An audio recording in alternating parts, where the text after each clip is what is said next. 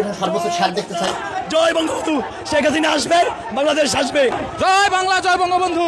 শেখ হাসিনা, শেখ হাসিনা, শেখ হাসিনার ভয় নাই, রাজপথ ছাড়ি নাই। শেখ হাসিনা।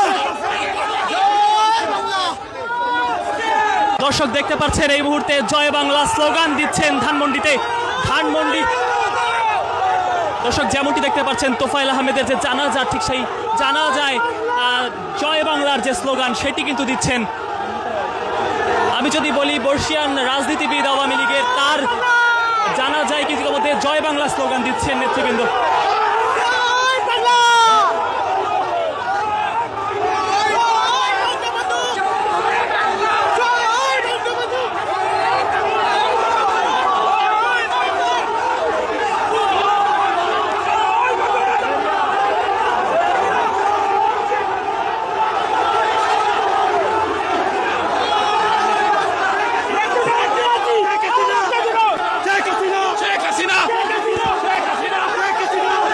দর্শক দেখতে পাচ্ছেন শেখ হাসিনা, শেখ হাসিনা বলে স্লোগান তুলছেন ধানমন্ডিতে।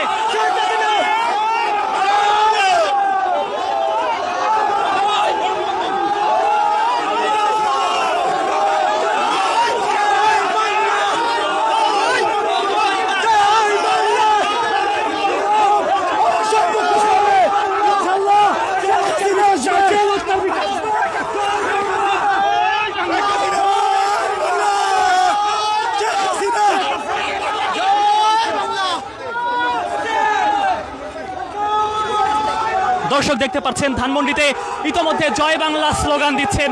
আমি যদি বলি যে শেখ হাসিনার নাম নিয়ে তারা স্লোগান দিচ্ছেন, এবং আজকে তোফায়েল আহমেদের মৃত্যুর সংবাদে আমি যদি বলি যে ধানমন্ডি তাকওয়া মসজিদে জানাজার নামাজে একত্রিত হয়েছিলেন তারা, এবং ঠিক জানাজার শেষে কিন্তু স্লোগান দিচ্ছেন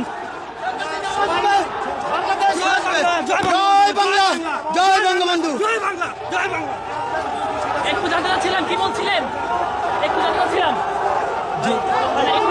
কি বলছিলেন আপনাদের?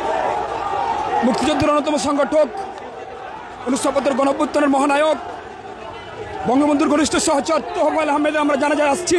আমরা তার রুহের আত্মার মাগফিরাত কামনা করছি। দেশে তার অবদান, তিনি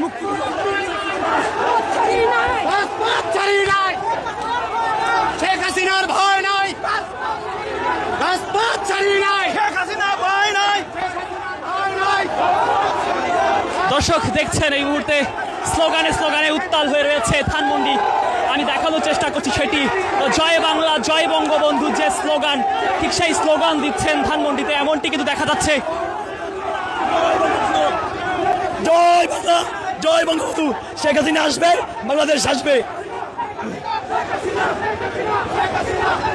শেখ হাসিনা, শেখ হাসিনা। দর্শক শেখ হাসিনা, শেখ হাসিনা নামে কিন্তু ইতিমধ্যে উত্তাল করে।